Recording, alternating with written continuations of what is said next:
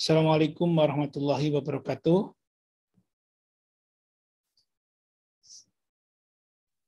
Assalamualaikum warahmatullahi wabarakatuh. Selamat siang Bapak dan Ibu semua yang hadir pada siang hari ini. Saya sih belum kelihatan nih nama ibunya, tapi mudah-mudahan kalau ada mendengarkan ya. Baik, saya sebutkan saja Bapak dan Ibu sekalian. Hari ini adalah pertemuan kedua ya, setelah kemarin yang pertama kita membahas tentang awareness ya, pemahaman tentang sistem manajemen anti penyuapan ya. Di mana di dalam klausul sistem manajemen anti penyuapan ISO 37001 itu klausulnya adalah 10 klausul ya, dengan 7 klausul utama, yaitu klausul 4 sampai dengan klausul 10 gitu ya. Nah, setelah itu kita lakukan pemahaman atau penyadaran tentang ISO 37. Selanjutnya tahapan berikutnya adalah menyusun dokumen pedoman sistem manajemen anti penyuapan untuk perusahaan. Nah, kemarin Bapak Ibu sekalian, saya sudah share dokumen tersebut. Nah, ini saya tunjukkan dulu paling tidak biar terlihat itu dokumennya untuk pedoman mutunya. Jadi apa yang harus dilakukan terkait dengan dokumen tersebut ya. Ini adalah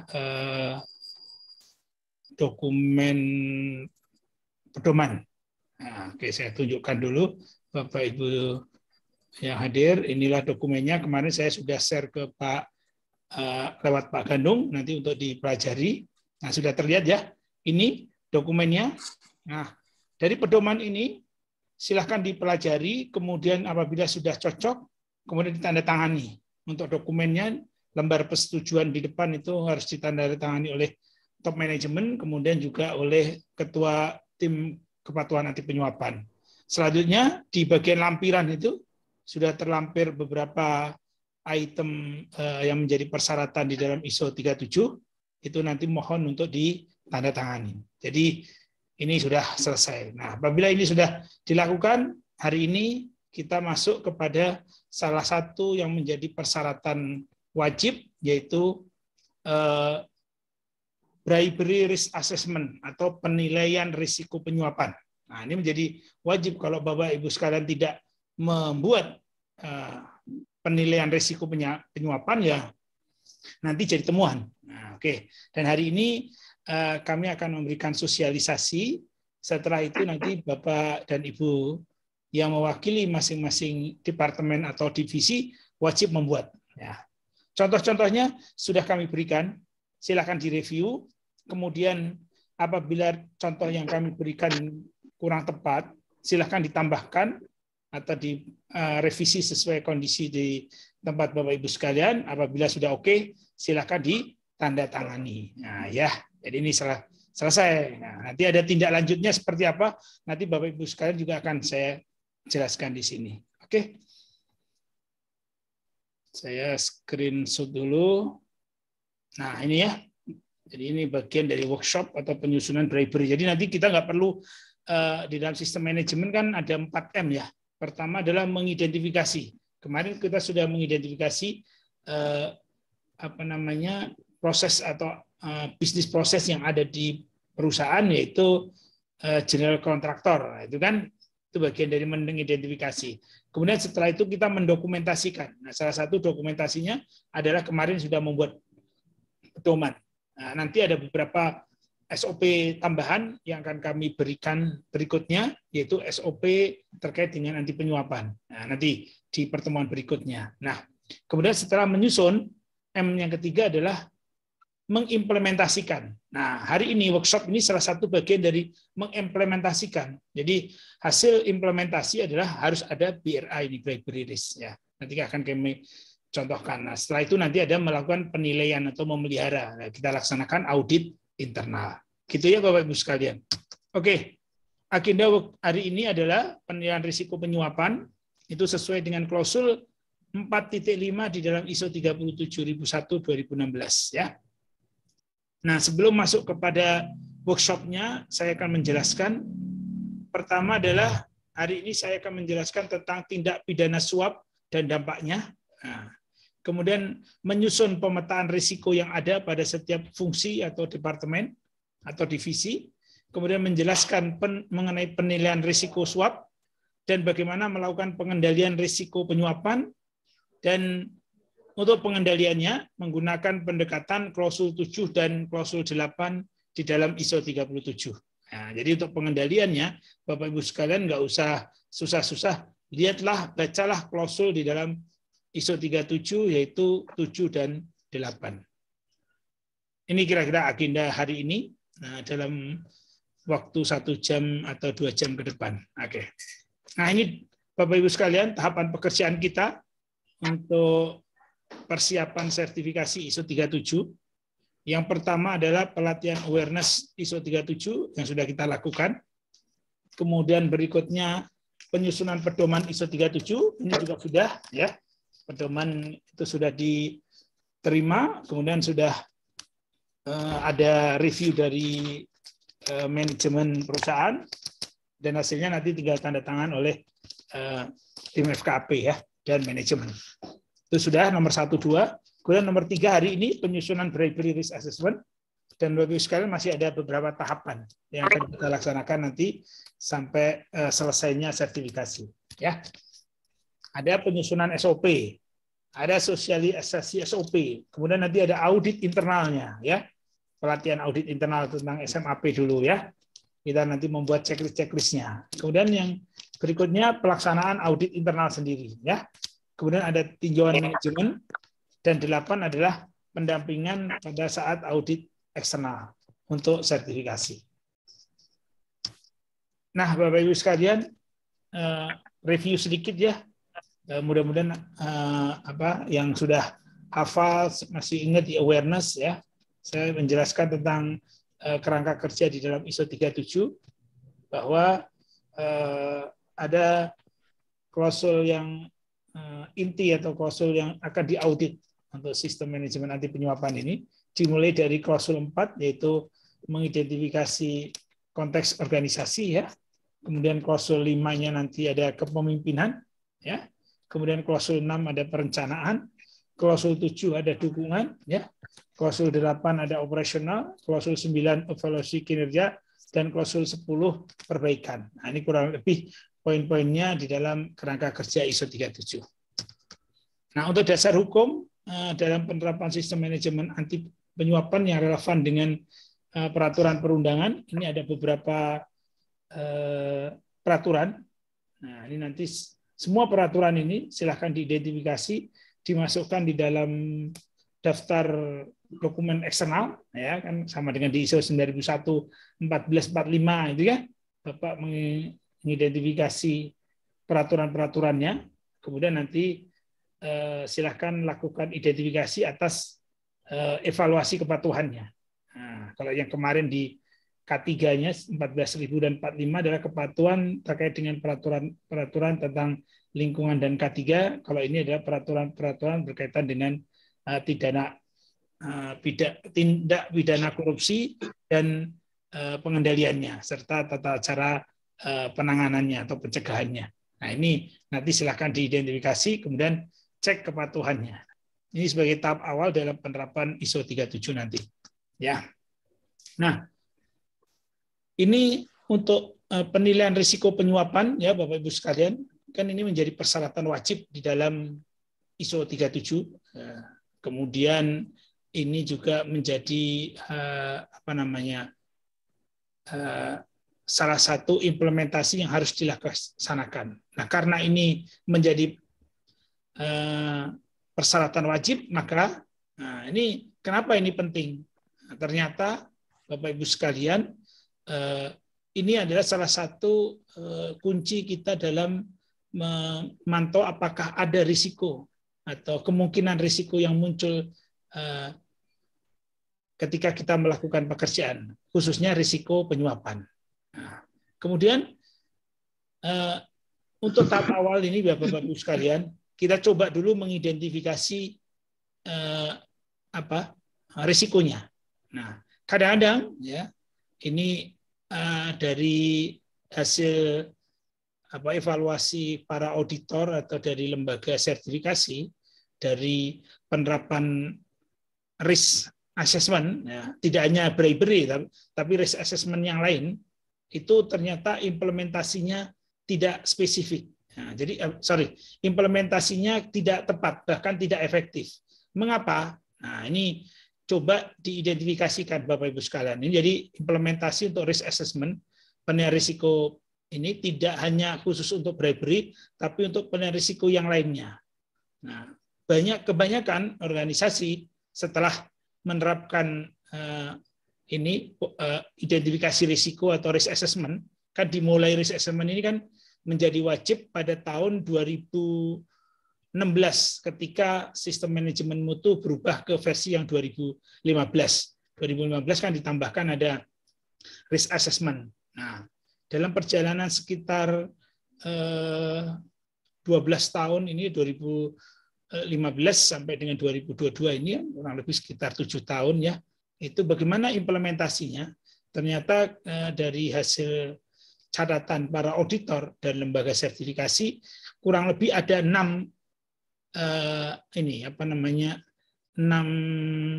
hal yang kenapa akhirnya risk assessment termasuk bribery ini tidak efektif. Nah, karena biasanya ini mohon maaf, mungkin di tempat lain identifikasi risikonya itu dibantu oleh konsultan misalnya, atau dibuatkan oleh expert, atau hanya dilakukan sendiri oleh MR. Nah, itu ya biasanya. Nah, seharusnya risk assessment itu dilakukan oleh masing-masing unit kerja. Makanya hari ini salah satunya kami coba mengundang semuanya hadir untuk berusaha melakukan penilaian risiko. Nah, pertama apa? Kenapa penilaian risiko menjadi tidak efektif? Pertama adalah risk identification is not specific. Nah, itu jadi karena dibuatkan oleh konsultan, karena diisi oleh MR atau dibuatkan oleh tenaga expert, maka penilaian risikonya ini menjadi tidak efektif. Nah, gitu kan? Jadi ya karena dibikinin ya kadang-kadang poinnya atau risikonya yang muncul itu jadi tidak spesifik. Nah, itu yang pertama. Oke, makanya sebaiknya kita sendiri yang membuat sehingga hasilnya menjadi spesifik. Ya, itu yang pertama. Yang kedua, nanti kita bisa diskusikan ini ya Bapak Ibu sekalian ya. Yang kedua adalah mitigasi risikonya, itu mitigating control unable to reduce to risk cost. Jadi mitigasi risikonya atau pengendalian risikonya itu tidak mengurangi risiko yang ada. Jadi justru ketika mengidentifikasi risiko ternyata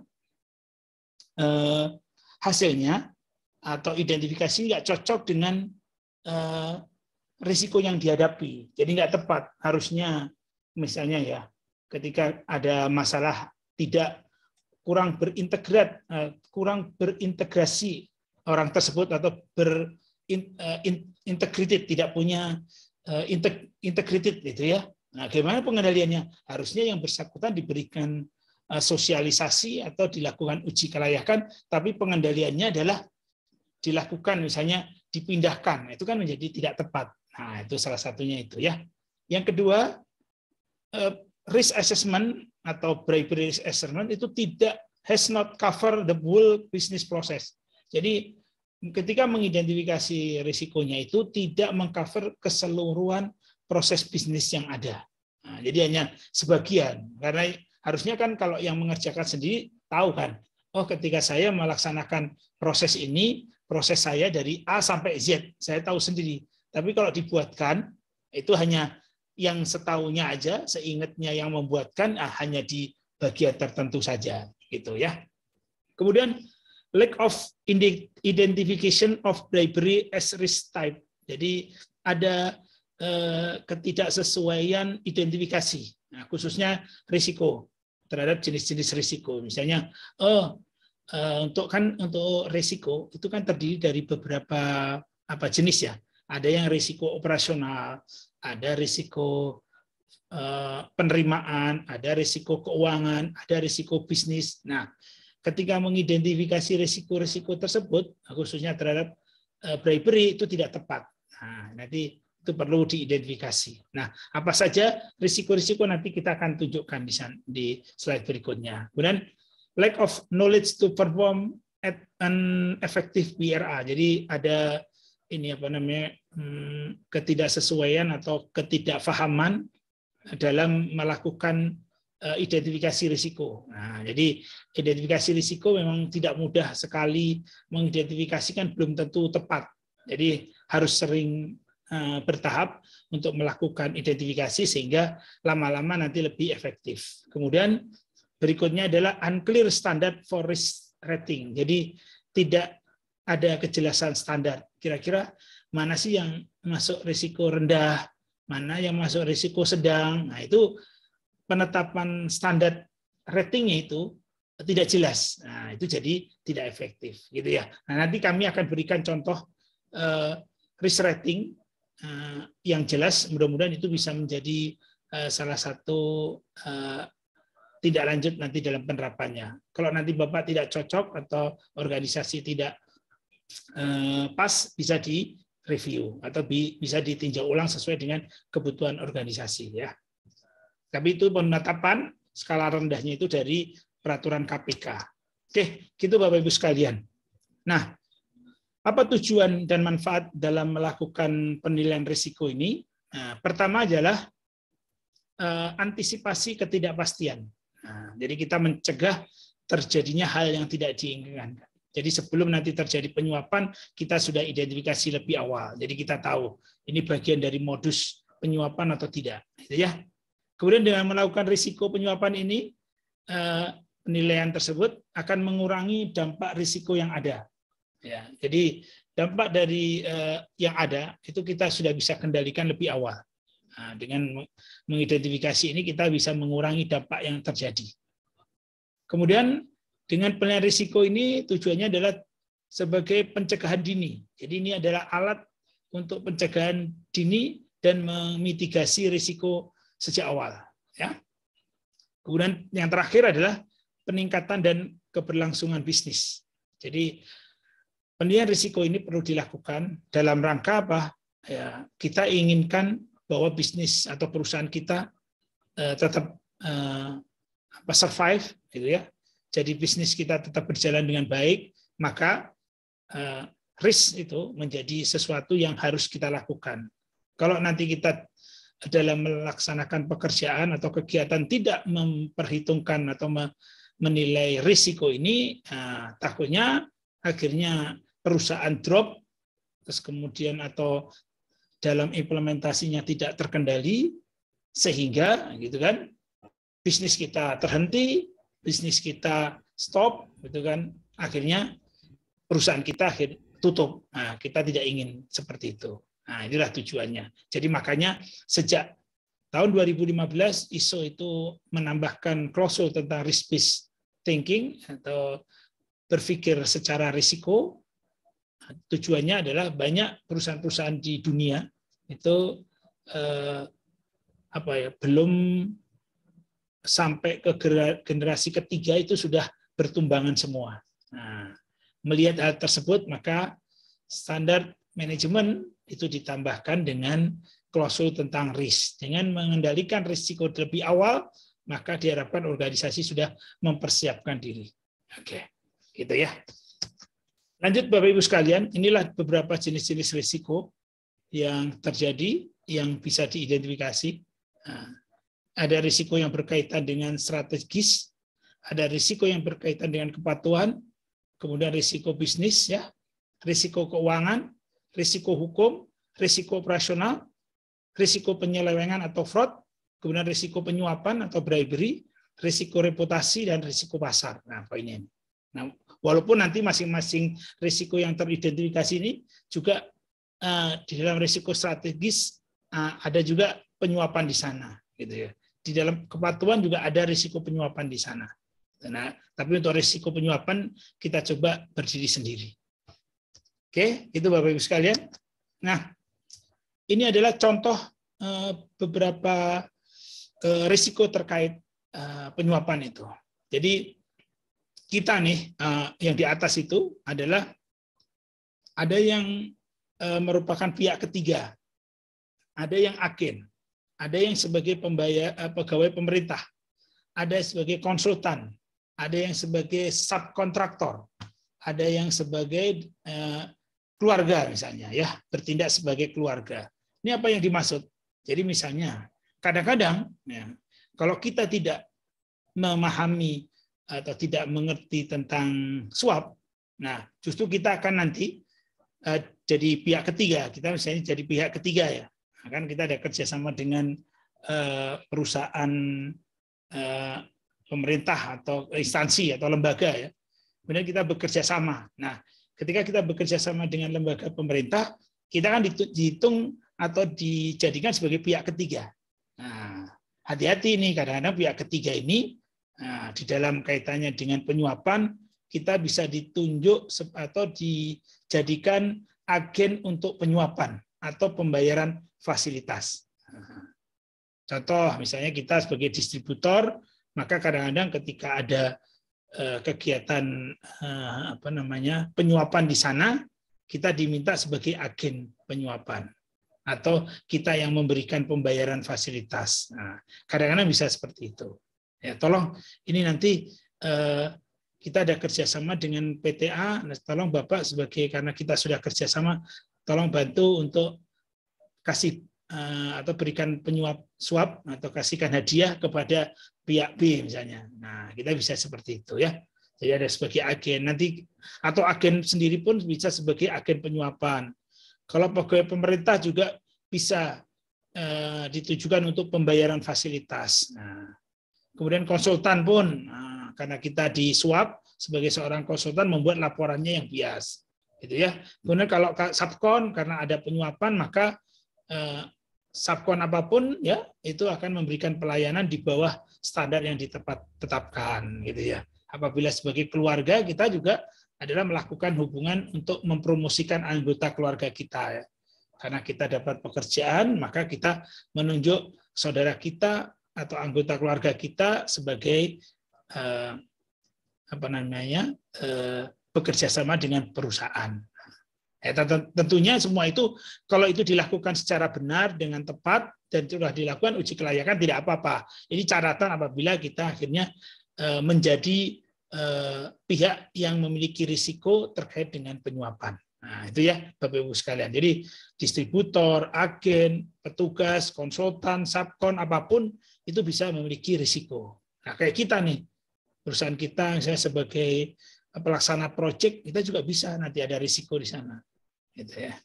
Atau tempat menyimpan hasil markup atau hasil pembayaran nah itu, untuk kepentingan pribadi kan bisa lewat perusahaan kita. Nah, itu ya. Itu bisa saja dimungkinkan. Nah, kemudian Bapak Ibu sekalian, ini adalah beberapa risiko penyuapan yang terjadi di beberapa area. Nah, ini yang baru teridentifikasi ya. Kemudian saya kan juga berikan nanti contoh identifikasi. Dan apabila itu identifikasi risikonya ada yang kurang tepat atau perlu ada tambahan, nanti silahkan Bapak Ibu tambahkan ya. Misalnya kalau di area SDM atau di area human resource, kemarin misalnya saya identifikasi baru risiko rekrutmen, itu kan. Kemudian risiko promosi, kemudian ada risiko pelatihan, tapi saya belum masukkan risiko nepotisme, misalnya KKN itu mengambil teman sendiri atau kolega sendiri misalnya. Nah, misalnya itu belum teridentifikasi di dalam contoh yang saya berikan, silahkan Bapak Ibu sekalian tambahkan. Nah, ini adalah poin-poinnya, risiko-risiko yang terkait kurang lebih yang saya dapat dari materi training yang diberikan oleh KPK, dan ini saya crop, saya masukkan di sini. Nah, nanti silahkan dilihat dari contoh identifikasi risiko yang sudah saya share ke Bapak Ibu sekalian. Oke, saya nggak usah jawab, kasih informasi ini. Nah, kemudian ini contoh-contoh beberapa pengendalian ya. Jadi untuk pengendaliannya nanti itu Bapak bisa lihat dari tahapan itu faktor pengendali yang di atas itu. Apabila tahapan penyuapan yang muncul itu adalah menurut identifikasi risiko kita atau isu internal dan eksternal, ternyata kita ini sering ditekan untuk melakukan penyuapan atau sebagai agen untuk penyuapan misalnya. Nah, berarti ada tekanan di sana ya. Nah, bagaimana mengendalikan itu? Ya sudah, berarti Bapak buatlah di organisasi kita atau di perusahaan kita membuat budaya anti penyuapan. Nah, misalnya contoh itu. Jadi kita harus bentuk budaya atau kode etik bagaimana di tempat kita, organisasi kita ini bebas dari tekanan. Nah, gitu ya Bapak Ibu sekalian. Contoh itu pencegahannya. Kemudian misalnya kita dalam pengelolaan bisnis atau proyek ternyata selalu ada kesempatan. Nah, gitu ya. Jadi ternyata ini ada potensi kesempatan kita. Misalnya saya sebagai manajer proyek, nah saya dikasih kewenangan untuk bisa menandatangani untuk pembayaran di atas 500 juta. Nah, berarti kan ada potensi kesempatan di sana. Kalau manajer proyeknya tidak amanah, gitu kan? Nah, ketika diberi kesempatan untuk approval sampai dengan 500 juta, nah siapa yang nggak akan tergiur, gitu ya? Nah, pasti akan merasa, wah, mungkin juga ini ada kesempatan di sana. Nah, ketika kita melihat ternyata ada kesempatan di sana, maka kita harus memastikan bagaimana pengelolaan kewenangan agar kesempatan-kesempatan itu tidak terjadi. Gitu. Nah, oke. Kemudian yang berikutnya, apabila ada godaan, ya kan? Ternyata kita sering sekali dapat godaan untuk memberi suap atau menerima suap, gitu. Nah, maka tugas kita bagaimana? Ya kita lakukan pengendalian biaya. Nah, jadi begitu ada biaya yang sudah ditetapkan, ya jangan diberikan semua, tapi diberikan secara bertahap setelah yang bersangkutan misalnya melaporkan hasil hasil pengelolaan dana tersebut. Nah, ya jadi itulah poin-poinnya. Nah, inilah pencegahan, nanti itu dimasukkan di dalam mitigasi risikonya. Ini ada beberapa contoh dan mekanisme bagaimana nanti melakukan deteksinya, ya. Oke. Nah, sekarang kita masuk kepada inti untuk mengidentifikasi risiko penyuapan dan penilaiannya. Nah, di dalam klausul 45, ini Bapak Ibu sekalian, ada poin-poin disebutkan seperti ini. Organisasi harus melakukan penilaian risiko penyuapan secara teratur. Nah, bagaimana caranya? Pertama, harus melakukan identifikasi risiko penyuapan organisasi yang wajar untuk antisipasi faktor isu internal dan eksternal. Nah, jadi ketika kita tahu isu internal dan eksternal, maka organisasi harus mengidentifikasi, wah risiko penyuapan apa yang muncul ya kira-kira. Tapi di sini tulisnya adalah yang wajar. Jadi tidak perlu mengada-ngada. Apa sih kira-kira risiko yang mungkin? Nah, kita lihat. Kemudian setelah itu menganalisa, menilai dan memprioritaskan risiko penyuapan yang teridentifikasi. Nah, setelah diidentifikasi risiko penyuapan, kita analisa apa kira-kira penyebabnya, terus dampaknya seperti apa, kemudian faktor positifnya seperti apa, gitu ya. Kemudian kita nilai, ini nilainya kategorinya rendah, sedang atau tinggi, ya, gitu ya. Nah, setelah itu baru mengevaluasi kesesuaian dan keefektifan dari kendali yang ada di dalam organisasi untuk mengurangi risiko penyuapan. Nah, setelah kita lakukan identifikasi risiko tersebut, nanti berikutnya kita lakukan evaluasi apakah efektif tidak pengendaliannya sudah kita lakukan. Kemudian berkaitan dengan penilaian risiko. Nah, kalau tadi kan organisasi diwajibkan melakukan 3 hal tadi. Nah, untuk penilaian risiko yang harus dilakukan adalah pertama, penilaian risiko ini harus ditinjau secara teratur.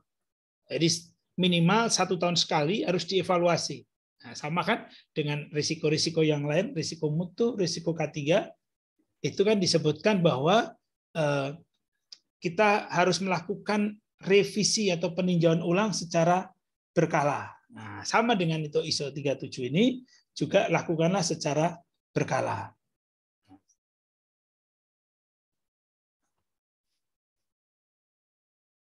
Sebentar ya Bapak Ibu sekalian.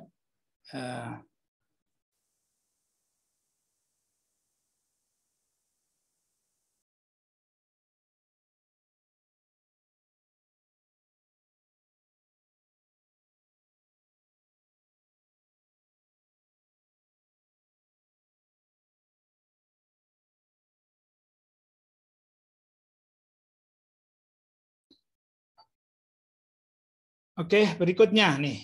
Nah, ketika Bapak Ibu sekalian melakukan identifikasi risiko penyuapan, nah, pertama adalah ketika kita bisa melakukan pemetaan risiko penyuapan, bukan berarti di tempat Bapak terjadi suap atau korupsi. Nah, itu ya kita tulis risiko disuap dari subkon kepada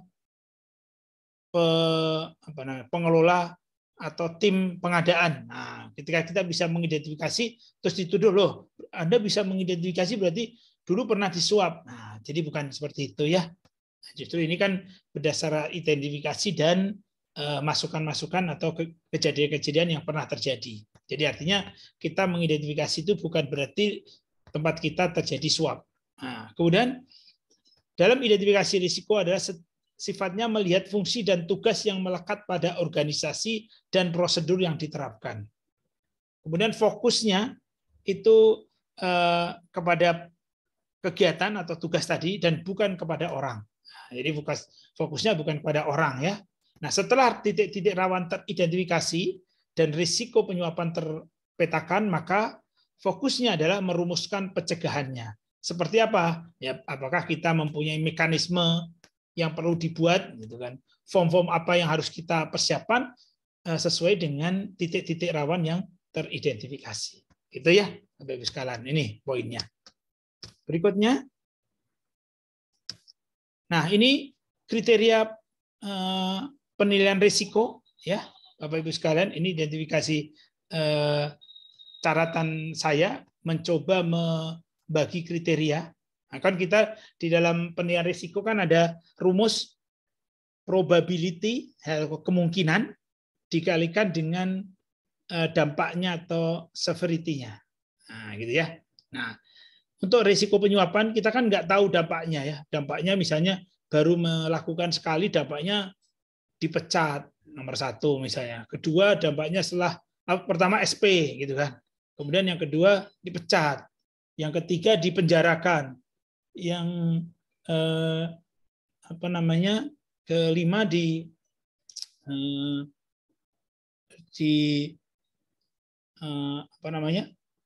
mati dan seterusnya. Nah, kita nggak melihat seperti itu, tapi kita melihatnya poinnya adalah sama ya, rankingnya kita buat 1 sampai dengan 5. Kemudian untuk kemungkinannya nomor 1 kemungkinan kecil ada berdampak kecil terhadap sistem manajemen anti penyuapan.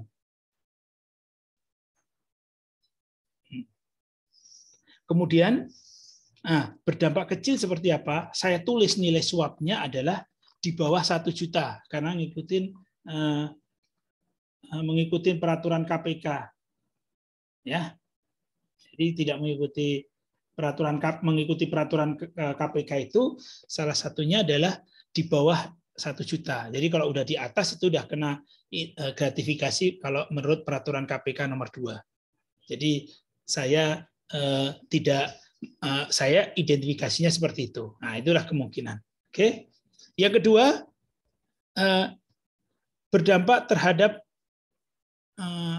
pekerjaannya. Jadi hambatan pada pekerjaan. Nah, nilai suapnya itu 1 juta sampai dengan 10 juta. Nah, itu baru kemungkinannya itu seperti itu. Kalau sampai dengan berdampak pada operasional antar unit atau antar departemen, maka saya masukkan 10 juta sampai 50. Kemudian yang keempat 50 sampai 100 dan yang 5 adalah di atas 100. Nah, saya tulis itu ya. Nah, nanti angka ini ya, mulai dari yang ranking 2 sampai dengan nomor ranking 5, nanti kalau Bapak Ibu sekalian mau menyesuaikan silahkan ya. Ini beberapa organisasi kalau nilainya di atas 100 juta itu belum ini Pak, belum bahaya karena kan masih kecil di bawah 100 misalnya. Ya sudah diatur, oh minimal 1 M misalnya. Boleh juga nggak apa-apa. Cuman saya lihat 100 juta itu udah cukup besar untuk bisnis sekarang ini. Jadi makanya 5 itu saya tulis sebagai nilai swapnya di atas 100 juta. Untuk yang kecil di bawah 1 juta sesuai dengan peraturan KPK dan berikutnya nanti menyesuaikan. Oke. Nah, untuk kemungkinan terjadinya tadi kan dampaknya. Kemudian untuk kemungkinan terjadinya itu 1 sampai dengan 5, dengan 1 itu jarang, kemudian yang 2 itu kecil kemungkinan, ketiga itu mungkin terjadi, 4 cenderung terjadi, dan 5 selalu terjadi. Nah, bagaimana mengidentifikasinya? Nah, saya sebut jarang apabila kejadiannya 1 kali dalam setahun. Disebut kecil itu 2 sampai dengan 5. Disebut mungkin terjadi 6 sampai 10 kejadian. Cenderung terjadi 11 sampai 19 kali. Dan selalu terjadi itu di atas 20 kali. Nah, saya identifikasi. Nah, nanti juga identifikasi ini silahkan juga Bapak Ibu sekalian sesuaikan. Ya. Kemudian untuk penilaiannya, kriterianya ini saya coba masih sama dengan kriteria yang di K3L. Gitu. Jadi yang disebut dengan low atau yang disebut dengan risiko yang dapat diterima, itu warna hijau, itu 1 kali 1 sama 2 sampai dengan 2 kali 1. Nah, itu ya. Jadi formatnya sama. Nah, di atas 2 itu semua udah masuk moderate, high, dan ekstrim. Gitu ya, Bapak-Ibu sekalian. Nah, ini kita buatkan seperti ini. Ya, ini ISO 37 tidak menetapkan low, moderate, high itu harus seperti ini. Nah, tidak ada. Jadi organisasi bebas menetapkan mana yang low, mana moderate, dan mana yang ekstrim. Nah, cuman di dalam ISO ada catatan. Ketika nilainya di atas low, nah, jadi nilai di atas rendah atau low, jadi kalau di dalam bahasa K3 nilainya gitu ya, adalah nilai yang tidak dapat diterima dalam risiko, maka itu harus dilakukan uji kelayakan. Gitu ya. Nanti ada formnya uji kelayakan. Bapak identifikasi, isi seperti form yang sudah ditetapkan dari dalam SOP nantinya. Oke, tapi kita pertama. Nah, ini form penilaian risiko. Ada proses bisnis atau aktivitas, kemudian ada identifikasi risiko, kemudian ada penilaian risiko, kemudian ada pengendalian risiko. Nah, ya, ini semua saya sudah berikan dalam bentuk Excel. Nanti Bapak Ibu sekalian bisa lihat. Nah, oke ya. Nanti kita jabarkan satu persatu. Setelah itu nanti Bapak identifikasi sesuai dengan unit kerja masing-masing. Oke, lihat ini formnya. Nah, ini contoh aja Bapak Ibu sekalian dalam bentuk format lain nanti bisa dipelajari ya. Apa saja aktivitas, misalnya ada pengelolaan uang kas. Biasanya risikonya ini. Nah, penyalahgunaan. Gitu ya. Kemudian juga ada ketika melakukan pembayaran, itu biasanya risikonya kegiatannya itu ada transaksi fiktif. Ya, itu kan sering terjadi ya. Beberapa kredit bermasalah itu ternyata kreditnya ada kredit fiktif kan gitu ya. Kemudian pengelolaan aset, ada penggelapan aset. Itu masuk bagian dari penyuapan. Ini contohnya. Nah, kalau yang kemudian setelah nanti kita identifikasi ya, masing-masing unit setelah mengisi, maka unit kerja silahkan nanti memasukkan unitnya. Ini yang di tengah ini ya, di tengah ini kan ada departemen. Oh ternyata setelah marketing mengisi form penilaian risiko, ternyata di rata-rata nilai risikonya itu rendah. Berarti tulis ini departemen marketing. Kemudian nanti bagian purchasing atau procurement, ketika mengidentifikasi risikonya rata-rata sedang, moderat, silahkan ditulis di sini departemen procurement atau purchasing. Ya. Karena apa? Nanti ada berpengaruh tindak lanjutnya ya. Nah, kalau yang risikonya hanya rendah, maka tindak lanjutnya adalah deklarasi anti penyuapan. Kemudian harus dilakukan sosialisasi anti penyuapan. Kemudian harus melakukan atau harus menandatangani fakta integritas. Nah, kalau rendah hanya ini aja. Tapi begitu nilainya naik, sedang, tinggi, apalagi ekstrim, maka tindak lanjutnya tidak hanya 3, bahkan sampai dengan 5 yang harus diberikan tindak lanjut kepada aktivitas tersebut. Nah, bahkan nanti monitoringnya, nah, karena semakin tinggi, maka yang tadinya yang kalau risikonya rendah, itu monitoringnya setiap 2 tahun sekali, dan untuk yang ekstrim, itu tindak lanjutnya adalah 6 bulan sekali, karena tinggi kan. Ini best practice ya Bapak Ibu sekalian. Nanti silahkan dalam implementasi boleh disesuaikan. Nanti kok kan kadang-kadang ketika di audit, nih Bapak ternyata hasil identifikasi risikonya nilainya sedang. Nah, Bapak sudah melakukan tindak lanjut seperti ini. Nah, bagaimana Bapak melakukan monitoringnya? Nah, ya ini monitoring kita lakukan. Nah, jadi Bapak Ibu sekalian ketika di audit bisa menjawab. Nah, gitu ya. Oke, lanjut.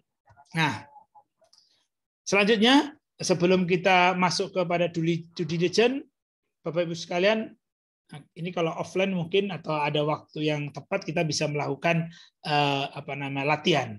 Nah, untuk latihan atau workshop penilaian risiko, apa yang harus dilakukan? Pertama, silahkan masing-masing departemen unit kerja melakukan identifikasi risiko di bagiannya masing-masing. Ya, jelas ya. Kemudian setelah itu isi dan jabarkan sesuai dengan masing-masing bidang atau unitnya risiko-risikonya yang sudah teridentifikasi. Kemudian lakukan pengendalian yang relevan. Setelah itu lakukan penilaian risiko, pastikan siapa yang penanggung jawabnya, dan bila dirasa sudah final, maka lakukan tanda tangan. Nah, selanjutnya laporan identifikasi risiko sampaikan kepada tim anti penyuapan. Nah, untuk di approval gitu ya. Oke, sekarang kita diskusi masuk kepada penilaian risiko. Saya coba dulu. Sebentar Bapak Ibu sekalian, ada terjadi sedikit ada hang ini untuk dokumen saya. Sebentar, saya stop dulu. Oke, sekarang saya tunjukkan contoh ya. Ini contoh kita untuk diskusikan. Saya ambil di BUSDEV, ya, Business Development. Nah, sudah kelihatan ya ininya, Bapak Ibu sekalian, form identifikasi risikonya ya. Oke, nih, ini pertama. Nah, nanti silahkan di sini tulis ya. Nah, ini formnya, contohnya form kosongnya ada, kemudian form contoh isiannya sudah ada. Saya sudah sampaikan ke Pak Gadung. Nanti Bapak bisa minta, kalau tidak salah tadi Pak Gadung sudah share ya. Nah, nanti ini masing-masing perwakilan bareng-bareng lah. Maksudnya wakil-wakil dari unit kerja silakan diskusi, kemudian buat identifikasi dari departemen mana, tulis ya departemen di sini. Nah, ini contoh untuk BUSDEV. Nah, kegiatannya ini baru saya tulis di sini, Bapak ya. Nanti kalau tim BUSDEV bisa, saya kerja kegiatan saya, aktivitas saya selain ini ada banyak, Pak. Silahkan tulis ya. Contoh, saya ambil sampel satu saja. Misalnya ada kerjasama investasi. Nah, Bapak kan ada kerjasama investasi ya, ada pekerjaan proyek, kemudian bareng kerjasama dengan perusahaan B, gitu Bapak, perusahaan A dengan perusahaan B, kemudian melakukan kerjasama untuk investasi terhadap proyek tertentu. Ya. Nah, kita masuk kepada identifikasi risiko. Nah, coba kira-kira nih kejadian risiko penyuapan yang mungkin terjadi apa? Nah, saya nggak perlu tulis di sini ya risikonya, karena di sini di atas sudah judulnya jelas kan, risiko penyuapan. Berarti risiko di sini penyuapan ya. Nah, ini saya biasanya ini salah satu kejadiannya, penunjukan kepada mitra bisnis itu tidak kompeten untuk kerjasama proyek tersebut. Jadi kita udah tahu nih, kita ingin ada kelebihan dari proyek itu atau investasi. Akhirnya kita nunjuk mitra kita, bukan mitra yang kompeten, tapi mitra yang tidak kompeten misalnya. Karena nanti kalau tidak kompeten kan mau diatur mau ngapain aja. Nah, misalnya seperti itu, ya. Ini identifikasi saya aja ya Pak ya. Jangan ya tadi jangan menyangka wah berarti kok tahu-tahuan. Nah, ini mungkin bisa salah. Ini kan interpretasi saya aja. Ya. Namanya interpretasi bisa cocok atau bisa tidak kan gitu. Nah, interpretasi saya seperti ini. Nah, makanya kenapa ini perlu Bapak Ibu sekalian yang mengidentifikasi Bapak, karena ya tujuannya pada saat nanti diaudit Bapak bisa jawab. Kalau nanti ini saya nulis begini kan, ternyata pas diaudit Bapak nggak ada kejadian ini. Loh, Bapak kok tulis ini? Oh, maaf Pak, saya nggak tahu ini. Nah, kan jadi nggak pas ya. Sebaiknya Bapak tahu bahwa ini memang ada gitu. Tadi itu kan contohnya. Yang kedua juga di atas tadi, kenapa tidak efektif? Ya identifikasinya tidak fokus pada pekerjaan yang ada di tempat Bapak. Ya, gitu ya. Oke, ini kejadian risiko, tulis itu. Nah, kenapa risiko ini bisa terjadi? Nah, penyebabnya adalah ada potensi penyuapan kepada penyusun kontrak atau pemberi pekerjaan untuk kepentingan pribadi dari pihak ketiga, misalnya, gitu kan? Oke, mungkin itu ada potensi karena tadi saya sudah diiming-imingin bahwa nanti kalau ada kerjasama kita atur seperti ini ya. Nah, makanya risikonya bisa terjadi itu karena ada yang memberikan atau apa namanya, ada yang memberikan pengaruh. Karena kemarin di dalam training awareness kan ada penyuapan terjadi karena ada godaan dan ada pengaruh. Nah, itu mana yang lebih kuat? Kalau biasanya kalau kita punya kekuasaan, biasanya kita lebih banyak mempengaruhi. Sedangkan kita apabila tidak punya kekuasaan, biasanya lebih kepada dipengaruhi atau tergoda kan, ada bujukan gitu kan, akhirnya mau. Nah, tapi itu kita tulis ya, ada kejadian, ada penyebab. Nah, kita lihat ini di perusahaan kita ada pengendalinya enggak? Nah, kadang-kadang ada perusahaan yang sejak awal sudah punya kebijakan tentang GCG misalnya. Oh, kita sudah menerapkan GCG. Kalau sudah ada penerapan GCG berarti ada pengendalian di sana. Atau mungkin perusahaan sudah ada kode etik. Nah, berarti tulislah itu pengendaliannya kode etik. Oh, misalnya di perusahaan kita setiap Jumat sudah ada pengajian berkala misalnya. Nah, itu ada ibadah bersama. Nah, itu juga salah satu faktor kan. Tuliskanlah itu ada pengendalian. Tapi kalau tidak ada pengendalian yang berkaitan dengan kode etik atau budaya atau apapun yang ada di organisasi, berarti kita kosongin saja ya. Kalau ada, tulislah. Nah, kemudian setelah itu isi deskripsi dampaknya. Dampaknya apa? Ya dampaknya akhirnya karena kalau ada kasus ini maka yang terpilih mitra bisnis kita yaitu tidak kualifikasi atau tidak qualified gitu kan. Kemudian ya bisa saja akhirnya nanti jadwal proyek, jadwal mitra kerjasama, investasi atau itu biasanya ada mal investasi atau mal administrasi atau mundur dan seterusnya. Nah itu kan. Nah kita tulis dampaknya apa? Besar karena proyek terhenti, kerjasama terhenti, bisa juga berdampak terhadap hukum tadi kan. Nah itu masalah dampaknya kan. Terus kerugiannya di atas 100 juta atau di atas 50 juta berarti kan risikonya tinggi. Nah, kemungkinan terjadinya menurut kita ya karena kita sudah ada pengendalian pedoman GCG ya kemungkinan terjadinya bukan pasti terjadi tapi ya kecil sekali atau jarang. Makanya kita tulis 2. Nah, risikonya berapa? 2 kali 4 adalah 6. Nah, kuning 2 kali 4 adalah 8. 8 masuk kuning. Jadi masih medium. Nah, bagaimana pengendaliannya? Nah, pengendaliannya itu diminta tadi di dalam slide tadi saya sampaikan itu ada klausul 7 dan klausul 8. Jadi klausul 7 itu bicara tentang pengendaliannya apabila sumbernya adalah dari personel, berarti harus dilakukan identifikasi atau peningkatan kompetensi tentang yang bersangkutan gitu.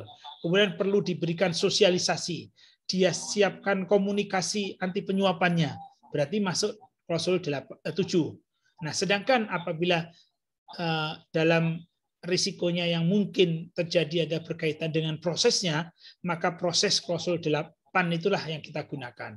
Misalnya, agar memastikan rekan bisnisnya tadi qualified, maka harus dilakukan uji kelayakan. Agar pekerjaan tidak molor, maka dipastikan ada ketepatan jadwal dan deklarasi terhadap anti penyuapan. Nah, kemudian setelah ada risiko ini, maka berikutnya apa? Kita identifikasi dampaknya, yang tadinya 4 jadi 2. Yang tadi kemungkinan terjadinya 2, ya tetap 2 lah, ya. Nah, akhirnya risikonya 4 masuk low. Jadi low itu artinya sudah bisa diterima. Jadi monitoringnya adalah nanti paling tidak setiap setahun sekali, kalau ada monitoring berarti setahun sekali, atau pengendalian tambahan sudah cukup, karena dengan risiko yang ditambahkan pengendaliannya sesuai dengan anti penyuapan, maka risiko yang tadinya besar itu menjadi turun. Oke, itu Bapak Ibu sekalian penjelasan. Nah, ini berlaku juga untuk unit-unit atau departemen yang lain. Nah, oke, sebelum dibahas atau diskusikan yang lain, untuk yang contoh seperti ini, ada yang belum jelas, Bapak Ibu sekalian? Oke, kita buka dulu diskusinya. Jadi nanti pada saat ini selesai, Bapak dan Ibu bisa langsung melakukan isian sendiri, gitu, menambahkan. Oke, ada pertanyaan dulu? Saya juga udah 1 jam bicara, mungkin kurang lebih. Nah, nanti Bapak Ibu sekalian juga saya berikan kesempatan dulu untuk mengkritisi atau menanyakan atau apa-apa yang kurang jelas terhadap paparan ini. Oke. Ada yang mau ditanyakan dulu? Sudah jelas? Bapak Ibu sekalian yang hadir. Nah, emang ini baru tadi siang atau pagi baru di-share ya. Tapi kan ini kan secara sekilas saya sudah jelaskan, Bapak Ibu sekalian sudah menangkap. Jadi artinya ketika nanti mengisi, nah itu mudah-mudahan sudah tidak ada kesulitan. Nah, harapannya begitu sih Pak. Makanya biar nggak sulit, biar tidak ada kesulitan nanti. Nah hari ini makanya saya buka dulu untuk workshopnya. Walaupun workshopnya bukan workshop full, kita ada tugas. Nah, ini beberapa tugas sudah saya buatkan dulu nih. Nanti Bapak tinggal merevisi aja. Begitu ada yang tidak tepat, revisi. Apabila kurang, tambahkan kotak di bawahnya ini. Bila oke, langsung tanda tangan di sini oleh masing-masing manajer. Gitu ya. Dan setelah itu diserahkan ke TKP. TKP yang diserahkan adalah kopinya, aslinya dipegang Bapak Ibu sekalian. Oke, ayo silahkan. Ada yang mau ditanyakan? Para anggota yang mewakili masing-masing unit kerjanya, departemennya. Oke, ada? Sudah jelas? Silakan Pak, silakan. Nah, yang mana dulu nih? Ada yang mau komen dulu? Mohon maaf ini kok kameranya tiba-tiba ini. Tadi akibat ada hang, jadi kameranya gelap. Oke. Ya, silakan ada Pak Gandung dan tim yang ngumpul di ini, tim dan yang lain mungkin juga. Maka sudah jelas, nggak apa-apa kalau sudah jelas ya. Alhamdulillah. Jadi saya sudah. Dari ini Pak Wali. Iya silakan Pak. Dari kolom-kolom yang disajikan ini Pak, yang dari sama Bapak ini, kalau dibandingkan dengan sistem manajemen yang sebelumnya, ada kolom yang mengenai perundangan Pak. Apa di sini memang sengaja ditiadakan atau gimana Pak? Oke. Ya, boleh kalau terima kasih Pak Gandung ya. Oke. Memang sengaja saya ini dulu skip dulu untuk yang perundangan, supaya kan perundangan banyak ya, karena saya juga belum terlalu hafal. Mungkin nanti kalau enggak kita masukkan lagi saja, tapi kita sepakat dengan dari 2 ini, dari yang saya tampilkan sebentar. Ini saya tampilkan dulu yang ini, nanti kalau gitu kita masukkan kembali aja daftar perundang-undangannya. Kemudian setelah itu kita sepakati peraturan perundangannya yang masuk nanti. Ya, sebentar, saya tayangkan dulu ininya. Ini ya Bapak Pak Hanu ya, ini peraturannya.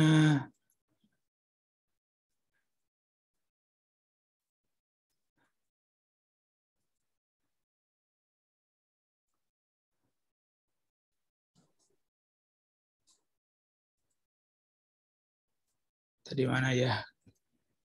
Oh, nah ini ya. Nah, kita langsung ini kan masih banyak nih karena berkaitan dengan risiko, ya. Berarti kita masukkan undang-undangnya nomor 2 ini, peraturan KPK nomor 2 tahun 2019, karena di sini ada kalau di atas 1 juta udah dapat ini warning harus lapor ke ke KPK, ya. Jadi mau nggak mau itu masuk masuk cara satu deteksi kita. Jadi jangan lebih dari 1 juta, kecuali memang diatur gitu ya. Kalau diatur nggak apa-apa gitu ya. Di atas 1 juta boleh, tapi diatur dan transparan.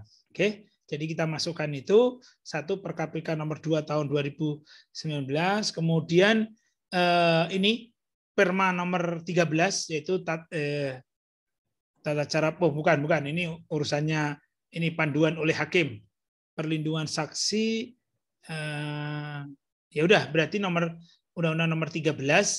Kemudian yang berikutnya adalah PP nomor 43 tentang tata cara pelaksanaan peran serta masyarakat dalam pencegahan dan pemberantasan tidak pidana korupsi. Ya itu aja lah. Atau kalau tidak nanti undang-undang nomor 30 ini undang-undang nomor 31 tahun 19 dan undang-undang nomor 2 tahun 2021 ini jelas ada 7 tindak pidana yang masuk kategori korupsi, ya. Nah, itu berarti ini aja deh kita gunakan undang-undang nomor 3 yang lebih tinggi dan peraturan KPK nomor 2. Nah, itu gitu aja Pak Gandung ya. Kita insert peraturan perundang-undangnya, kita fokus terhadap 2 ini, undang-undang dan peraturan KPK. Makasih sarannya. Ya nanti tinggal saya insert ya. Nanti yang lain juga gitu ya, Pak. Departemen yang harus ngisi itu sesuai departemen yang ada di kita, atau kalau yang untuk proyek gimana Pak? Apa menyeluruh Pak keseluruhannya? Nah, departemen yang ada di proyek gitu Pak. Ya, untuk masing-masing departemen fungsi silahkan mengisi kegiatan-kegiatannya. Nah, untuk proyek ya, apabila semua di proyek itu complicated misalnya, semua kegiatan ada, kerjasama juga ada, kemudian pengadaan juga ada misalnya, rekrutmen karyawan juga ada misalnya ya. Ya udah, kan saya berikan contoh, tinggal diambil aja digabung-gabung gitu aja Pak. Boleh. Nah, nanti tinggal ditambahkan yang spesifik di proyek sendiri kan. Misalnya contoh di proyek itu yang mungkin ada penyuapan pada saat proses inspeksi keberterimaan material. Nah, itu kan mungkin aja kan. Karena kita belinya di bawah standar ya. Karena proyek nih, ini bukan menuduh ya. Biasanya kan misalnya karena di proyek diberikan kewenangan sendiri untuk membeli material, kemudian akhirnya material yang dibeli kan di bawah standar. Nah, tentunya agar itu aman, mereka kan juga menyiapkan inspeksi barang masuk itu orang-orang mereka sendiri. Nah, di situ kan ada kemungkinan. Nah, silahkan dituliskan di sana kemungkinannya. Gitu, Pak. Itu jadi di proyek mungkin yang sudah ada contohnya yang sudah diberikan, ditambahkan yang sifatnya spesifik, tuliskan di sana. Gitu. Nah, tujuannya ya, jangan takut ketika kita menuliskan seperti itu, tujuannya adalah mengejas, wah ini berarti kok terlalu diawasi. Nah, memang kita fokusnya pada kegiatan-kegiatan tersebut, paling tidak kita identifikasikan. Nah, kalaupun nanti ada terjadi seperti itu juga misalnya, paling tidak kan dengan adanya pengawasan kan ya nggak kebablasan lah gitu.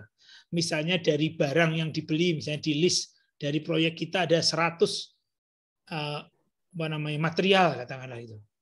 Karena ada sistem anti penyuapan, maka tidak semua 100-100-nya yang ada kecurangan di sana, paling nggak menjadi 2 gitu. Kemudian material yang dicurangi juga material yang bukan yang kritikal gitu. Misalnya baja, kemudian beton gitu. Paling yang dikurangi misalnya pasir misalnya gitu lah, yang tidak berdampak serius terhadap bangunan, nah mungkin. Nah, gitulah. Paling tidak tujuannya kan seperti itu. Gitu poinnya Pak Gandung ya. Itu untuk proyek. Nggak tahu yang proyek gimana ketika mengidentifikasi ini. Pilihlah. Ya, Bapak Ibu sekalian silahkan bisa mengidentifikasi bebas. Nanti kita bisa diskusikan. Jadi tidak ada yang ketika identifikasi ini salah, ini benar. Ya semuanya benar gitu ya. Jadi tidak ada ini salah. Namanya identifikasi boleh-boleh saja kan. Nah. Terus identifikasi yang kita tahu hanya ini, sebatas ini nggak apa-apa, ya nggak apa-apa tulis.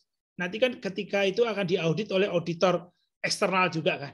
Mungkin auditor eksternal akan memberikan masukan juga risiko. Ini kan yang saya berikan adalah masukan dari saya, gitu kan. Terus silahkan Bapak identifikasi risiko, masukan dari Bapak Ibu semua dari perusahaan. Nah, kemudian nanti ada audit kan, diskusi sama auditor dari eksternal, yaitu Sukovindo. Mereka kan juga akan mengidentifikasi juga risiko kita dicek. Nah, mereka juga akan memberikan saran. Nah, kita juga bisa masukkan itu dalam identifikasi risiko berikutnya setelah ada saran dari Badan Sertifikasi Eksternal. Gitu ya Pak ya? Saya nggak ada apa-apa Pak. Saya setuju aja dengan tulisan Bapak. Ya nggak apa-apa. Silahkan aja. Tinggal direview, disesuaikan aja. Kalimatnya sesuaikan dengan kondisi di perusahaan. Gitu ya. Oke, gitu kira-kira Pak Gadung ya? Ya Pak Li. Ya. Oke, silahkan. Ada yang mau ditanyakan lagi? Oke. Poin-poin ini sudah jelas? Nggak apa-apa, nanti ada pertemuan lagi pada saat sosialisasi SOP. Kalau Bapak Ibu sekalian mau menanyakan hal ini juga bisa. Tapi paling nggak sudah mulai ya kita buat ini. Ya, karena tadi kan ada beberapa tahapan yang harus kita lakukan. Kalau kita sudah lakukan ini, nanti yang belum jelas kita pada pertemuan berikutnya kita juga lihat. Nanti kalau kondisi sudah lebih enak lagi dalam suasana yang bagus, kita bisa nanti offline juga diskusi semuanya. Kalau semua udah clear semua, nanti kita sebelum pelaksanaan audit internal mungkin training audit internal, kalau bisa nanti kita offline saja. Jadi kemarin kan awareness sudah online, workshop ini sudah online. Jadi pada saat audit internal, training audit internal kan kita mau semuanya hadir, kemudian semuanya bisa menunjukkan bukti-bukti implementasinya. Nah, nanti kita bisa diskusi di sana. Kekurangannya apa, kelebihannya apa, kita bisa diskusikan. Oke. Ya, gitu Bapak Ibu sekalian. Oke, ada pertanyaan lagi?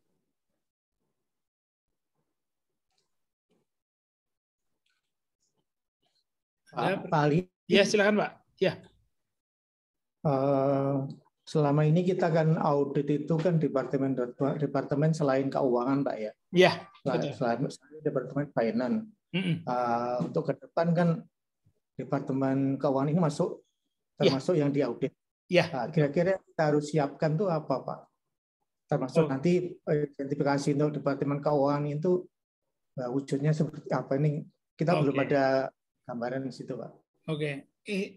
Itu gambarannya ada di ini Pak, di dalam buku pedoman SMAP yang kemarin sudah saya share.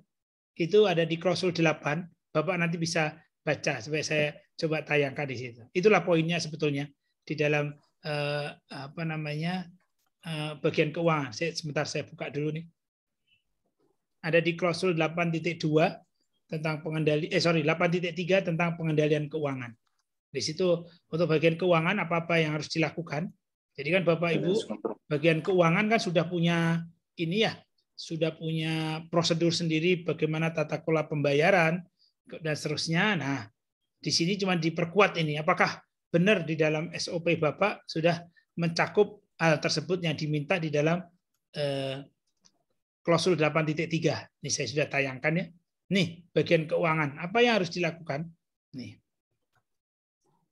Departemen Keuangan, ini ada catatan, harus menyimpan catatan keuangan. Nah, berarti catatan keuangan ada semua ya. Kemudian memiliki pengendalian internal sesuai dalam proses pembayaran kepada pihak ketiga.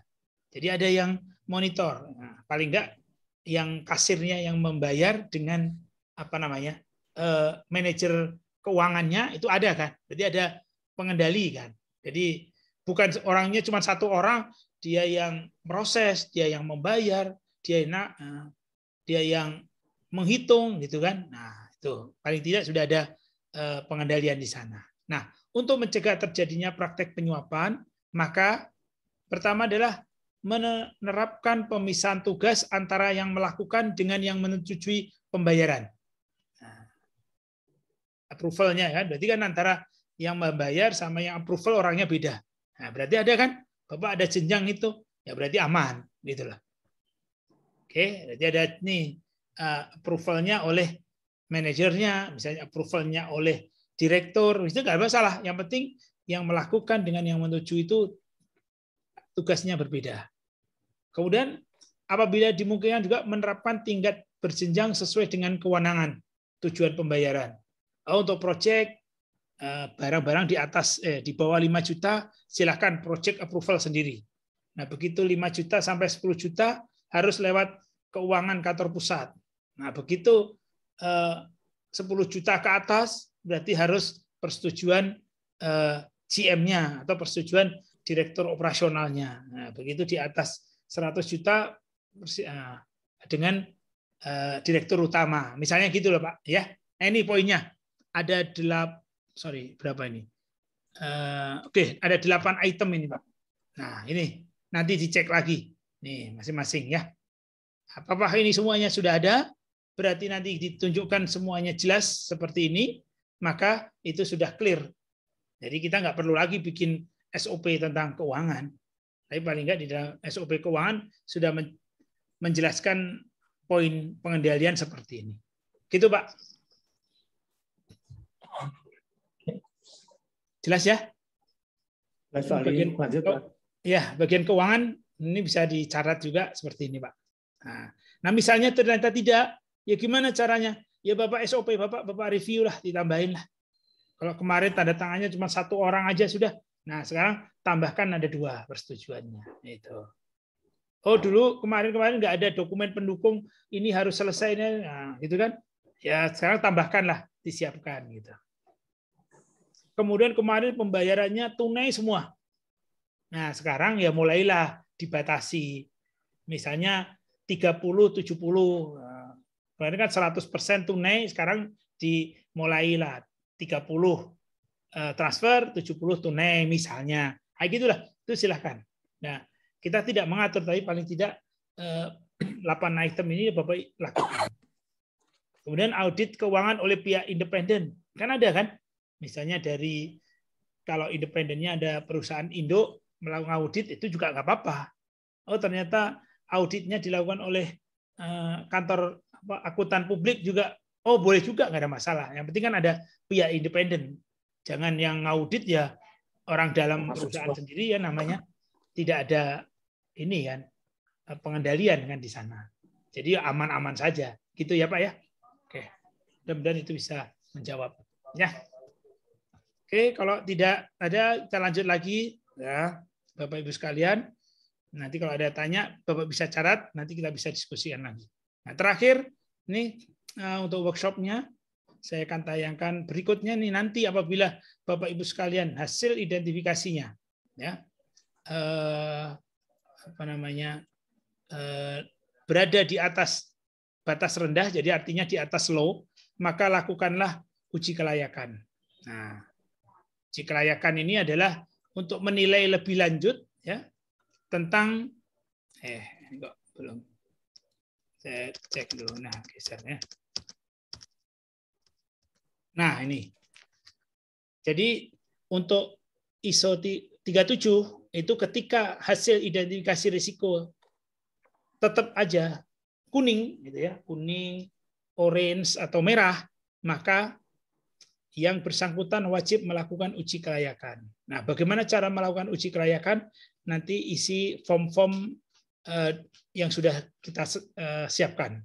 Nah, untuk uji kelayakan ini nanti akan saya kirimkan juga SOP-nya. SOP-nya masih saya buatkan. Nah, untuk identifikasi risiko, untuk due diligence atau uji kelayakan, itu ada 3 hal, yaitu uji kelayakan terhadap personil, uji kelayakan terhadap rekan bisnis, dan uji kelayakan terhadap transaksi bisnis atau proyek. Ya. Nah, hasil penilaian risiko yang tadi saya sudah sampaikan di dalam penggolongan, kalau risikonya rendah, maka ya tidak ada uji kelayakan, cukup penandatangan integritas, fakta integritas, dan sosialisasi serta deklarasi anti penyuapan. Nah, itu semua ada di form atau di dalam lampiran pedoman SMAP yang sudah kami kirim ke perusahaan ya. Kemudian kalau nilai risikonya sedang, tuh ditambah D, due diligence. Jadi mulai sedang, ada due diligence tinggi, ada due diligence sangat tinggi, ada due diligence. Nah, untuk uji kelayakan, kalau nilainya rendah, berarti evaluasinya 3 tahun sekali, kalau sedang 1 tahun sekali, kalau tinggi 6 bulan sekali, dan sangat tinggi adalah 1 bulan sekali evaluasinya. Nah, form untuk uji kelayakan seperti ini, Pak. Nah, ini uji kelayakan kepada pegawai. Kita lihat identitas pegawainya seperti apa. Apakah pegawai tadi ada hubungan secara politik dengan organisasi perusahaan, atau ada hubungan relasi. Kemudian yang ketiga, apakah yang bersangkutan pernah terlibat kasus penyuapan atau tindak pidana korupsi. Kemudian yang keempat, apakah yang bersangkutan sudah pernah memahami atau pernah diberikan pelatihan tentang anti penyuapan dan sejenisnya. Kemudian yang kelima, apakah pernah mengikuti pelatihan-pelatihan yang lain selain anti penyuapan seperti GCG, kemudian undang-undang gratifikasi dan seterusnya, kita lihat. Nah, nanti kita pilih, silahkan penilainya berdasarkan aspek penilaian yang sebelah kanan itu. Kalau yang belum pernah sama sekali berarti risikonya tinggi. Kalau pernah berarti risikonya rendah. Ya. Kemudian setelah itu di rata-rata apakah rendah, sedang atau tinggi. Kalau nilainya rendah berarti hasil yang bersangkutan maka masuk kategori apa? Berarti aman dari penyuapan karena dia tidak memiliki risiko tinggi, risikonya rendah, aman. Tapi kalau nilainya tinggi berarti orang tersebut memiliki risiko tinggi. Kalau kita bekerja sama atau menjadikan mereka pegawai kita, maka dikhawatirkan nih orang suka bermain macam-macam dan gitu ya. Apalagi orang tersebut misalnya terafiliasi kepada salah satu partai politik atau salah satu mungkin yang pernah tersangkut dan seterusnya, kan mungkin saja bisa melakukan hal-hal yang di luar pemantauan oleh perusahaan. Ini contohnya saja ya. Jadi ini uji kelayakan. Silakan Pak, ada yang mau ditanyakan? Nah, kriteria ini baru saya identifikasi 5 saja Pak. Sebetulnya kalau kita identifikasi bisa banyak ya. Bisa sampai 7, ada yang 10 gitu ya. Nah, di dalam sistem manajemen anti penyuapan itu tidak ada persyaratan harus 10, harus ada harus ada 10 item, ada 15 item atau 7 item, enggak, tapi diperbolehkan sesuai dengan kebutuhan. Nah, saat ini saya berikan contoh adalah 5 saja gitu ya. Tuh.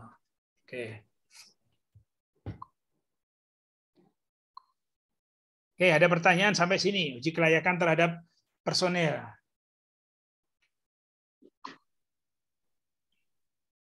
Oke, ada pertanyaan dulu sebelum saya lanjut berikutnya. Uji kelayakan siapa lagi? Selain personel, uji kelayakan terhadap aktivitas proyek atau transaksi. Jadi ini spesial apabila kita ada BISDEV tadi kan ada kerjasama bisnis atau proyek atau transaksi.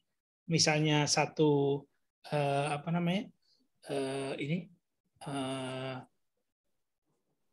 proyeknya misalnya 1 triliun. Nah, berarti kan siapapun yang terlibat dalam transaksi tersebut atau proyek tersebut kan pasti memiliki risiko tinggi terhadap adanya penyuapan atau fraud atau penyelewengan. Nah, makanya perlu dilakukan uji kelayakan.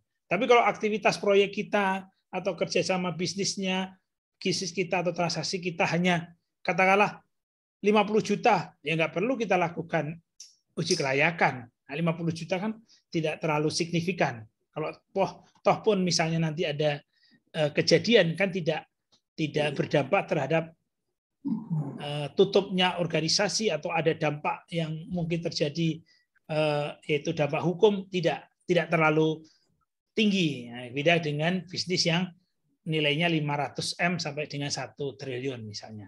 berarti perlu dilakukan uji kelayakan. Nah, proyek itu tergantung masing-masing perusahaan. Jadi perusahaan kalau ada kerjasama bisnisnya 50, berarti untuk usaha kecil menengah itu kan ketika menerapkan ISO 37 ya mungkin proyek 50 juta itu sangat signifikan bagi mereka. Tapi untuk perusahaan yang besar mungkin tidak terlalu signifikan. Nah, itu ya. Jadi masing-masing mengidentifikasi ini berbeda setiap perusahaan.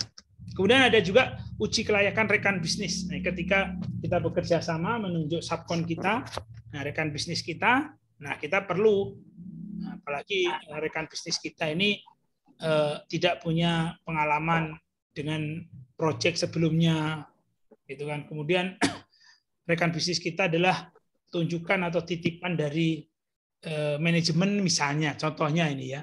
Nah, itu kan kita perlu melakukan uji kelayakan. Ya, tujuannya bukan mau mencari-cari kesalahan, hanya memberikan keamanan aja atau rasa nyaman dari pengelola ini tim pengadaan agar proses pengadaan barang bisa berjalan dengan lancar. Dan apabila nanti ada permasalahan di belakang, tidak ada yang saling dirugikan. Gitu ya, Bapak sekalian. Oke, itu poinnya. Ada ditanyakan dulu berkaitan dengan identifikasi risiko, Bapak Ibu sekalian? Sudah jelas kira-kira?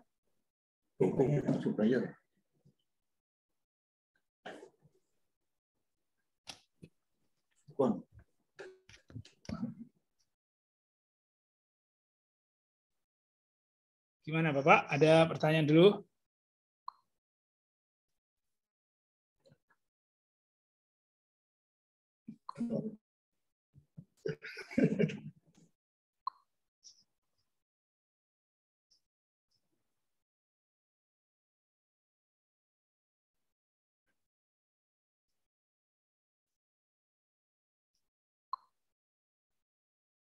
Oke, ada pertanyaan, Bapak Ibu sekalian? Sudah jelas? Oke, kalau sudah jelas ya cukup nih. Nanti Bapak Ibu sekalian bisa review kembali dokumen-dokumen tersebut, isilah, nanti kita bisa diskusikan. Jadi berikutnya kita sosialisasikan dulu SOP-nya, selesai SOP, kemudian pada saat implementasi dan audit internal, kita akan diskusi secara offline, semua dokumen-dokumennya sudah diberikan, Bapak sudah cek dan ditandatangani. Nanti kita review ulang. Gitu Pak. Ada pertanyaan? Kalau tidak ada nggak apa-apa, ini saya cukupin saja. Kan Bapak bisa mulai melakukan identifikasi risikonya, kemudian mungkin ada yang lain gitu Pak. Saya hanya sebentar saja. Atau kalau mau diisi dulu, kawan-kawan mau ngisi, oke, baru kita diskusikan, ya silahkan, tidak apa-apa.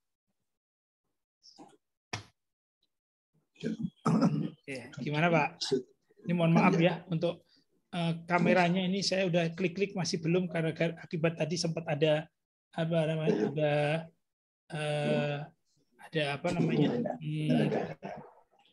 ada gangguan, jadi akhirnya kalau saya harus nyalain kamera harus restart lagi ya, nanti butuh waktu, jadi dan akan terputus lagi, lebih baik ya udah mohon maaf, izin Bapak kameranya belum masuk.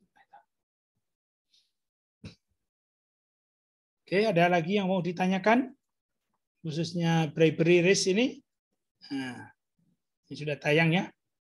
Gimana? Ini kerjasama investasi, pengembangan bisnis, gitu kan. Kemudian nanti misalnya Busdev ada penawaran atau proposal tender. Nah, boleh Pak, nanti tambahkan di sini misalnya gitu kan. Ada kegiatan itu kan. Bahkan saya di sini guna risikonya apa? Itu ya. Ini nomor 4 gitu ya. Nih, terus penyebab risikonya apa nih? Nah, ditawari gitu kan. Apa namanya ya? Tawari menang. Nah, gitu kan, apa namanya, dengan fee tertentu misalnya. Nah, apakah ada seperti itu, gitu kan? Nah, munculkan. Nah, kemudian bagaimana kasusnya, gitu. Jadi kejadiannya adalah, gitu kan? Sebentar, saya lihat di atas itu apa? Oh, kejadian. Nah, penyebabnya.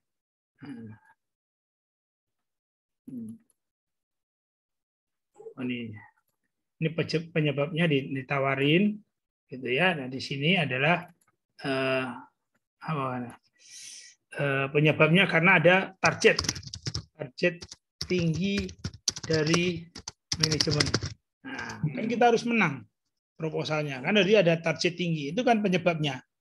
Nah, makanya kita begitu adanya tawaran. Nah, adanya tawaran menang dengan fee tertentu. Nah, itu kan karena kita ada target harus minimal 1 bulan proposal harus atau ikut tender harus menang.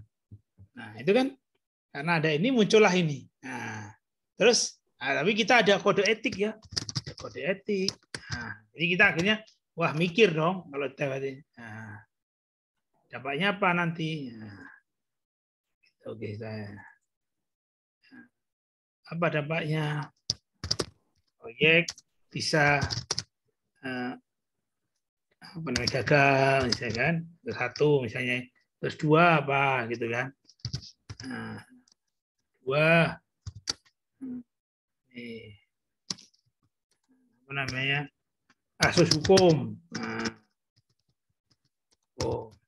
misalnya contoh ya, kita benerin dulu nih.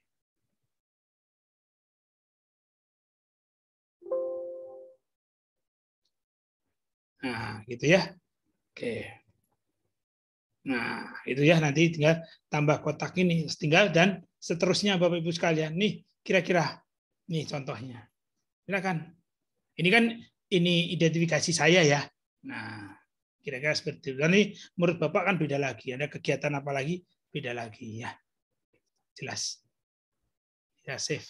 Nah, gitu. Misalnya, kalau ada tinggal ditambahkan. Jadi tolong Bapak Ibu sekalian jangan lupa juga mengisi daftar hadir ya. Nah, kan nanti ditanyakan juga ketika audit, kapan kemarin training sudah, mana buktinya daftar hadirnya? Kan sudah ada itu, saya sudah punya list daftar hadirnya. Nanti saya akan berikan. Kemudian training, nah, kemarin training yang peserta training kemarin sudah saya siapkan sertifikatnya. Oh, ini sertifikat awareness kemarin Bapak Ibu sekalian yang hadir sudah ikut training awareness. Nah, okay. Kemudian workshop semuanya sudah melakukan. Mana buktinya melakukan? Nah, kita jadikan ini bagian dari workshop tim FKAP untuk masing-masing membuat BRA. Nah, ini kan kita bisa tunjukkan kepada auditor nanti. Oh, ini kita sudah mengimplementasikan klausul 4.5.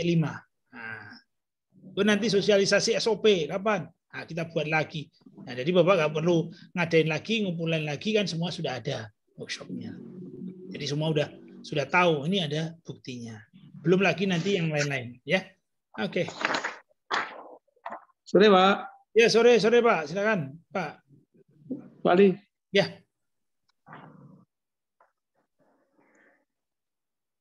Baik Pak, terima kasih. Assalamualaikum warahmatullahi wabarakatuh.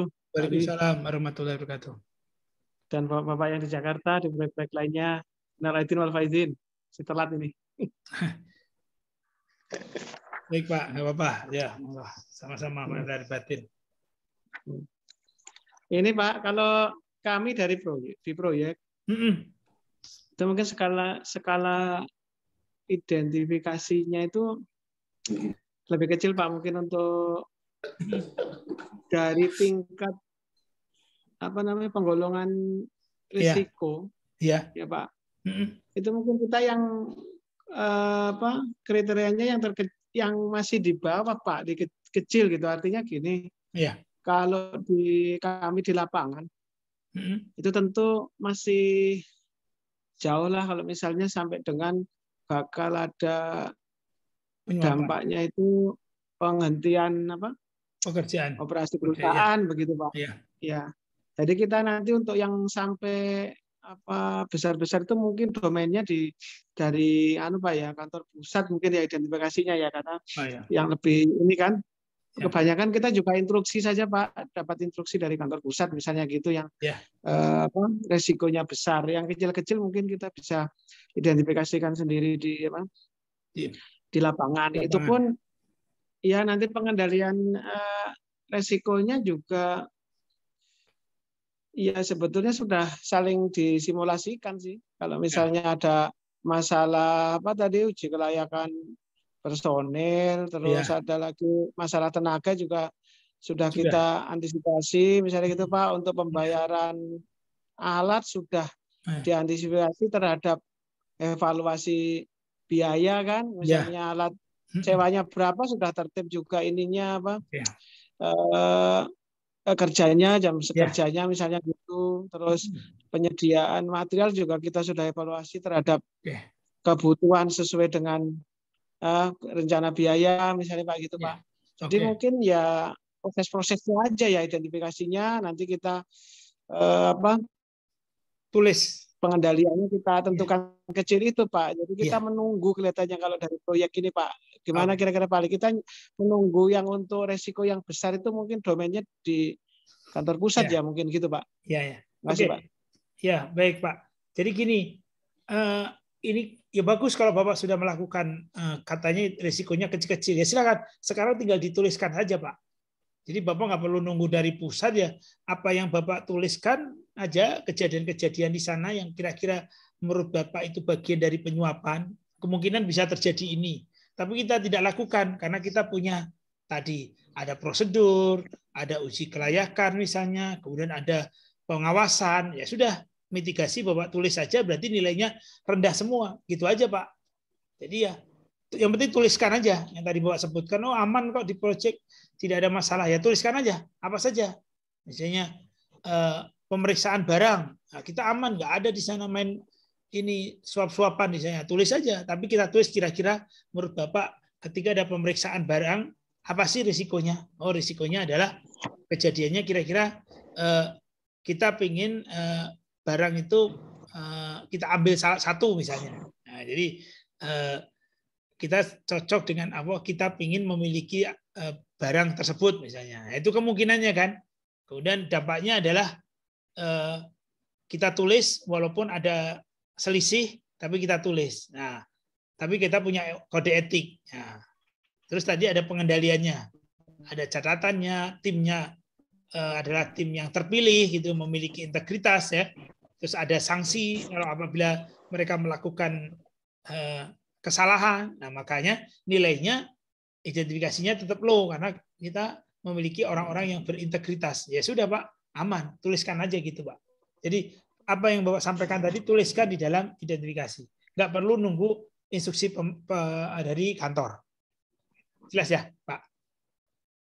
Oke Pak. Oke. Baik Pak. Cuma berarti tidak semuanya ditulis juga enggak. Ini Pak mungkin ya kalau sudah seperti itu Pak, kalau apa? Ini resmi mitigasinya itu Pak, sudah ada mitigasinya. Proyek aja Pak, kegiatan Bapak aja tulis Pak di sana. Bapak di proyek ngapain aja? Nah, coba Bapak identifikasi. Ya, kan ada pernah identifikasi Pak. Risiko K3 ya pernah ya? Iya Pak, kita buat kemarin. Nah, itu kan kegiatannya K3, ada kan? Nah, ya kemudian itu, betul. Juga pernah kita identifikasi untuk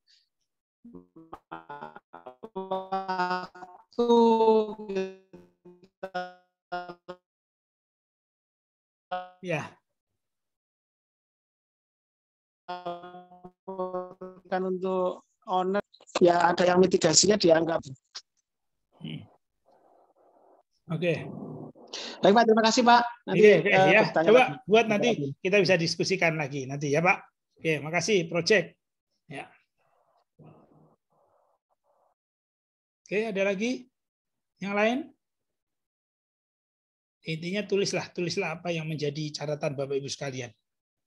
Jangan lupa ininya formnya di daftar hadirnya ada di ini Google Form ya sudah dikirim. Ini saya kirim lagi Google Form-nya. Silahkan diisi. Yang bisa langsung buka ininya Kalau yang tidak yang di kantor pusat karena Zoom-nya bareng-bareng kan, nanti bisa minta email share WA dari Pak Gadung. Saya sudah share linknya ke Pak Gadung. Sedangkan yang lagi join kan bisa langsung copy dari chat, kemudian setelah itu dibuka dan tinggal diisi saja, gitu ya.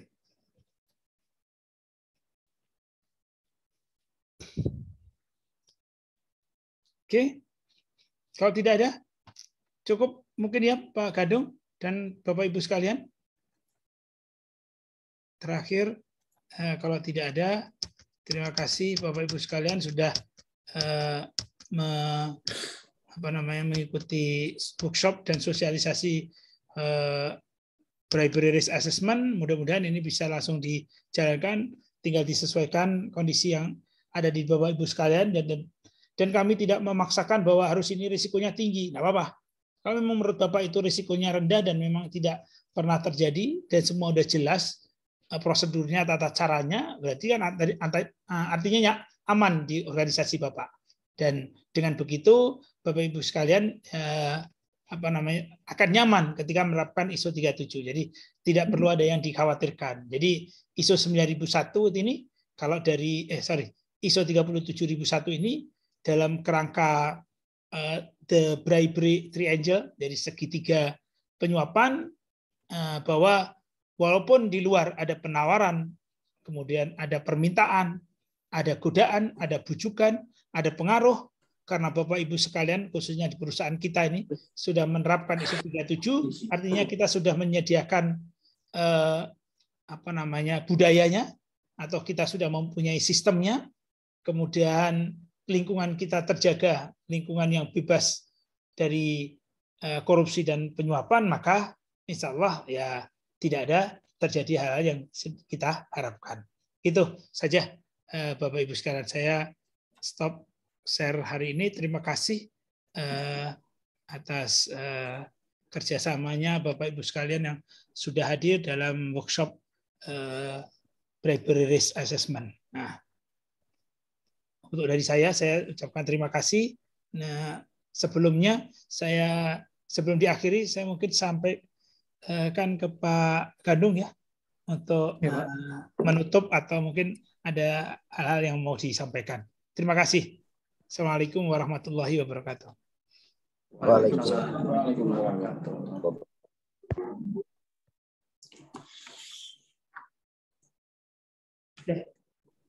Jadi close. Pak Gadung, closing. Silakan Pak Gadung, mohon ada yang mungkin mau sebagai kata closing. Warahmatullahi wabarakatuh. Waalaikumsalam warahmatullahi wabarakatuh. Terima kasih Bapak-bapak yang ada di kantor pusat. Terima kasih Pak Ali. Terima kasih teman-teman yang di proyek atas partisipasinya mengikuti lanjutan pelatihan ISO 37001.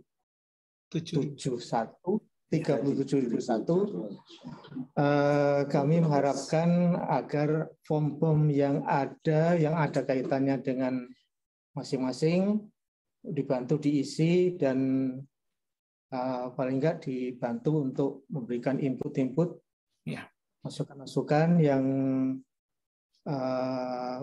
signifikan lah dengan yang ada di bagian masing-masing untuk kelengkapan penyusunan identifikasi risiko ISO 37000 kita.